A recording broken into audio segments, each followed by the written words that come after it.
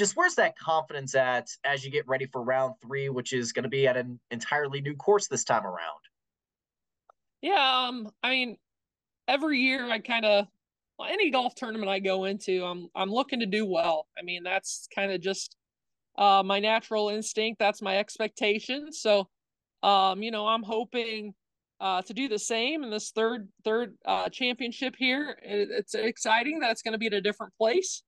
Kind of different. Although I love Pinehurst, that's always going to be a special place. But it's kind of neat to see that this championship is kind of evolving and going to different courses and different locations.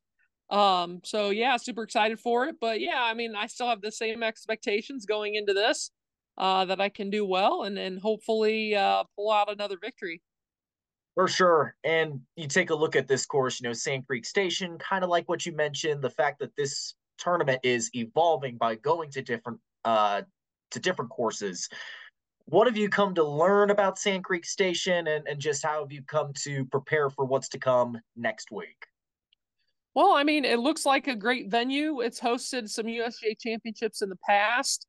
It looks like it's going to have certain holes where you have to really focus on some landing spots, and making sure that you put it in the right position to give yourself the best chance for the next shot.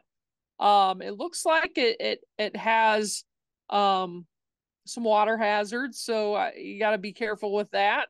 But again, having a practice round or a couple practice rounds will really help to kind of strategize and see what holes you can go for and what holes you got to have to play safe. But yeah, I'm just looking forward to, it's always going to be a great venue being a USGA championship. The courses are always in great shape and should be a challenge. But I'm looking forward to it. I've never been there before, so a new location, a new place, and just excited to play a new golf course. Going back to what you're saying earlier, it's kind of cool that this meet is evolving in just 3 years, and the fact that this is gaining a lot of momentum in the golf community. Just how much pride do you take in that? Kind of being at the forefront of adaptive golf and seeing a meet like this really gain a lot of traction on a national level.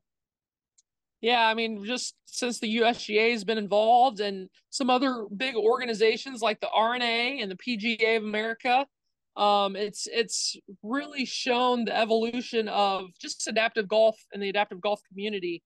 Um, the participation and now this event having qualifiers is also a big step with just the prestigiousness of this event. And it being a world event, players from all over the world coming in and it's just really cool to see, how it's just gotten that more competitive. And just the awareness that a tournament like this brings, with the involvement of the USGA has really opened up many avenues across the country with different events like the Chicago Adaptive Open that just started this year. Georgia created an adaptive open this year.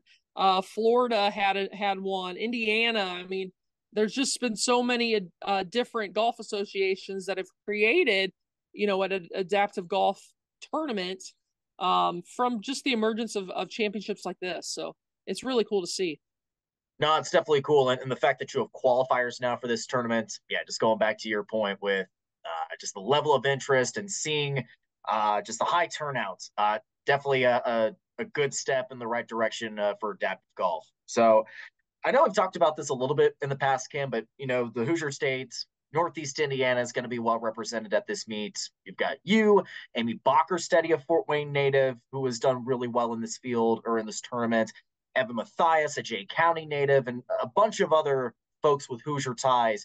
Just how exciting is that you are one of many with either ties to Northeast Indiana or the Hoosier State in general, that's going to be well represented at this year's meet? Yeah, I mean, it's always exciting to represent your area that you live in, and Indiana being home to me, is just it's really cool to see the Midwest ties that are going to be involved in this tournament. Evan is such a great player. Amy is such a great player to watch. I mean, we're going to have a number of representation or representatives for this event, and I couldn't be more proud I mean, being a Fort Wayne native, being a Bishop Dwenger grad, um, I have ties to this area, and I'm just excited to represent for Fort Wayne in the state of Indiana. And also obviously Michigan, where I live now, but just being in the Midwest, it's cool to see how many representatives we're going to have. No doubt about it. Kim, I think that's all I got. Is there anything else you want to add that I haven't asked already? Um, I don't know. No, I think we're good. Just again excited to be a part of the event. It's always, very humbling for me to go out and play. Hopefully I can do well this year.